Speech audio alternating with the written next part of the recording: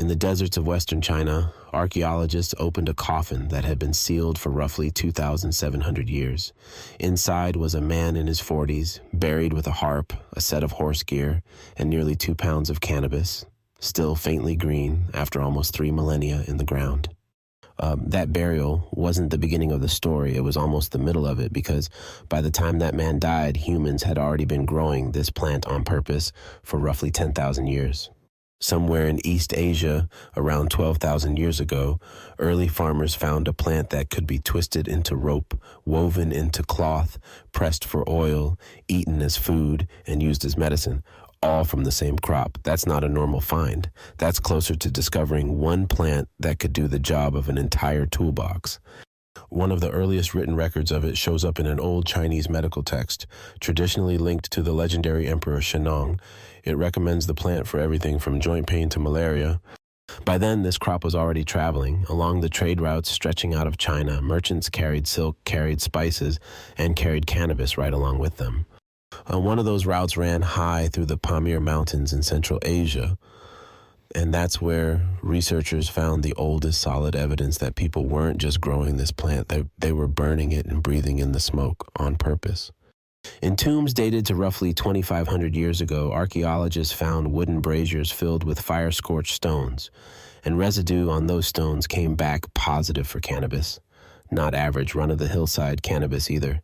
This plant had noticeably more of the potent compound than what grew wild nearby.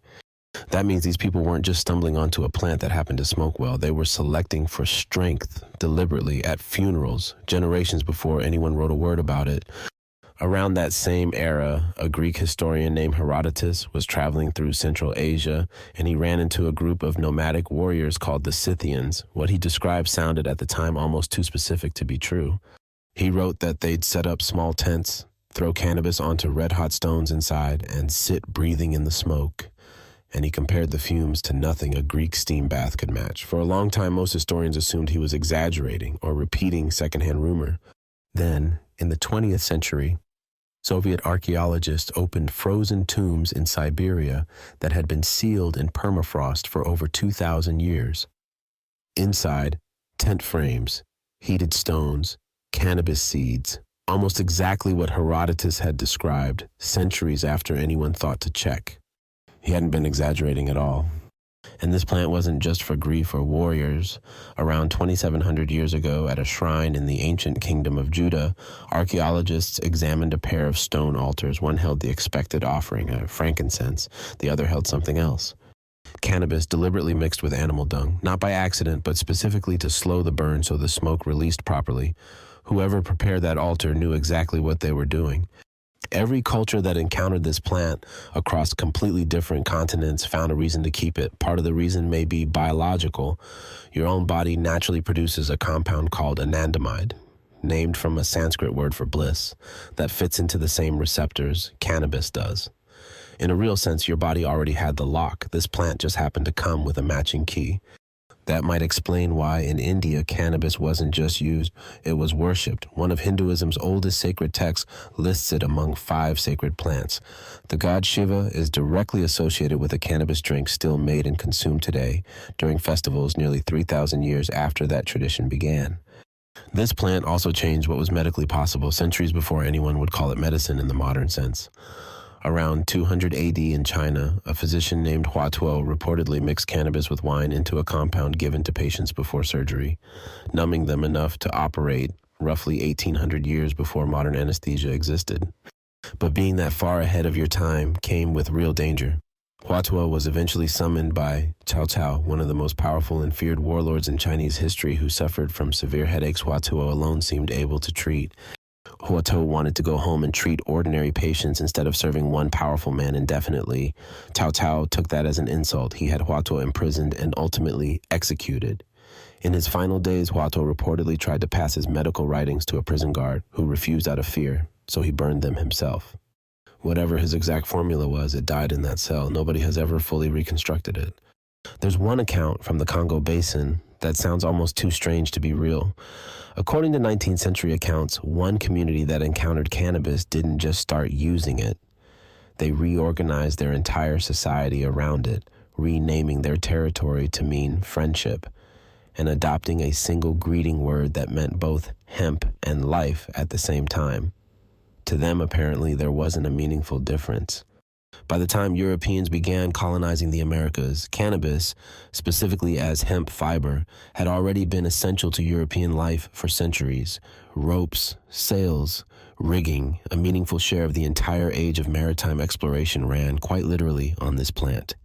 So when settlers brought hemp cultivation to the colonies, it wasn't a statement. It was practical, the same as bringing wheat. It spread fast, but farmers kept favoring more profitable crops like tobacco instead. In colonial Virginia, the response wasn't a gentle request. Lawmakers made hemp cultivation mandatory, not encouraged, legally required. That's how essential this plant was considered to be. For roughly the next 2 centuries, cannabis just remained part of ordinary American life. Then, in 1930, a man named Harry Anslinger became the first head of the newly formed Federal Bureau of Narcotics. He held that position for over 30 years. Anslinger deliberately tied cannabis to Black, Mexican, and Filipino communities in his public rhetoric, kept files of largely unverified anecdotal reports linking the plant to violence, and pushed to rename it using a foreign-sounding word, marijuana, specifically because it was less familiar and more frightening to the public. In 1937, the Marijuana Tax Act passed. In 1970, under the Nixon administration, cannabis was placed in Schedule I of the Controlled Substances Act. The same legal category as heroin, a plant humans had cultivated for roughly 12,000 years, was now classified by law among the most dangerous substances on Earth. Years later, a Nixon domestic policy advisor named John Ehrlichman gave an interview that's since been widely reported, though its exact context is still debated by historians since it surfaced only after his death.